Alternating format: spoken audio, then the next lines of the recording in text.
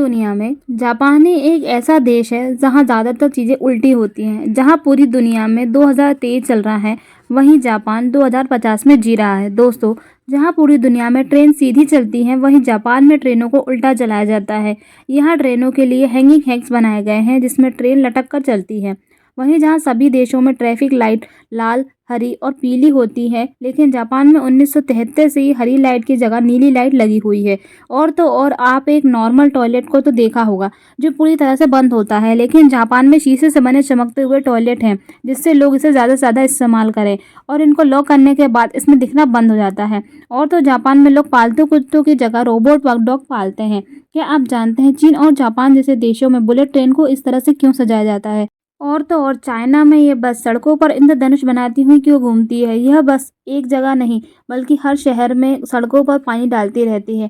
आखिर इसके पीछे क्या कारण है, चले जानते हैं। दोस्तों, चाइना में शहरों की सड़कों पर सबसे ज़्यादा ट्रैफिक लगते हैं, जो वायु प्रदूषण का सबसे बड़ा कारण है। लेकिन यहाँ प्रदूषण के नियम इतने सख्त हैं कि यहाँ कोई भी कोयले से नहीं चलती, और ये बस इंद्रधनुष बनाने के लिए नहीं, बल्कि यहाँ की सड़कों पर प्रदूषण कम करने के लिए बनाई गई हैं। और इन बसों में ऐसे सेंसर लगे होते हैं जो अपने पास से गाड़ियां गुजरने पर पानी को अपने आप बंद कर देते हैं। और ये ट्रेन देखने में भले असली न लगती हो, लेकिन यहाँ त्यौहार आने पर ऐसे ही ट्रेनों को सजाया जाता है। क्या आप जानते हैं जापान की एक बुलेट ट्रेन की नाक लगभग 10 मीटर तक लंबी होती है, लेकिन जापान के अलावा सभी देशों में बुलेट ट्रेन की नाक छोटी रखी जाती है।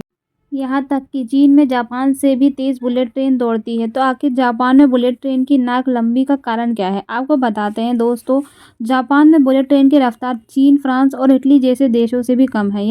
चीन में बुलेट ट्रेन अधिकतम रफ्तार 430 किलोमीटर प्रति घंटा है, वहीं जापान में 320 किलोमीटर प्रति घंटा की रफ्तार से बुलेट ट्रेन दौड़ती है। तो आखिर जापान में बुलेट ट्रेन की नाक लंबी क्यों होती है? तो दोस्तों, जापान में साधारण डिज़ाइन वाली बुलेट ट्रेन जब 300 किलोमीटर प्रति घंटा की ज़्यादा स्पीड से किसी सुरंग से गुजरती थी, तो सुरंग में धमाके जैसी आवाज़ आती थी, जिसके कारण लोग परेशान न हों, इसके लिए जापान में बुलेट ट्रेन की लंबी लांक वाली ट्रेन लॉन्च की गई। ऐसी और जानकारी के लिए जुड़े रहें अनकही बातें से।